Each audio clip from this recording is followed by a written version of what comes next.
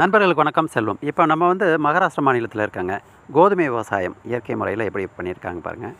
நம்ம குருஜியும் கூட இருக்காங்க. இது வந்து நாட்டு கோதுமைங்க. ஆனால் சொட்டு நீர் பாசனத்தில் அருமையாக பண்ணியிருக்காங்க. இந்த முறையில் வந்து நீங்கள் நெற்பயிரும் பண்ணலாம், சிறுதானியங்களும் அவசியம் பண்ணலாம். எல்லாமே வந்து அருமையாக வந்துட்டுருக்கு. நெல்லெல்லாம் வந்து இந்த மாதிரி சொட்டு நீரில் பண்ணலாம்னா கண்டிப்பாக பண்ணலாம். மானாவாரியாக விதைச்சி வந்து எடுக்கிறாங்க. அந்த மாதிரி பண்ணும்போது ஏன் நெல்லில் சொட்டு நீர் பாசனம் பண்ண முடியாது? அவசியம் பண்ணலாம். இதோட ஹைட் பாருங்கள், ஒரு அடிಯಿಂದ 1.7 அடி பெட்டு நல்ல வளர்ச்சியில் இருந்துகிட்ருக்குது. இதோட ஹைட் பார்த்திங்கன்னா ஒரு 4 அடி நல்லாவே வளர்ந்துருக்கு. நாட்டு கோதுமை தான். இந்த மாதிரி நெல் விவசாயம் கொண்டு போகலாம். அதே போல் வந்து சிறுதானியம் அருமையாக வரும். அதே போல் வந்து ஊடு பயிராக பாருங்கள், சுண்டல் விதைச்சிருக்காங்க. இன்டர் கிராப் அவசியம் பண்ணணும். அதே போல் இதோட பயிர் எண்ணிக்கை பார்த்திங்கன்னா 14, ஒரு விதையை போட்டது உட்பட 14 பிரான்ச்சஸ் நிறைய வந்து உருவாகிருக்கு. இதனுடைய அதிகமான மகசூலை பார்க்கலாம்.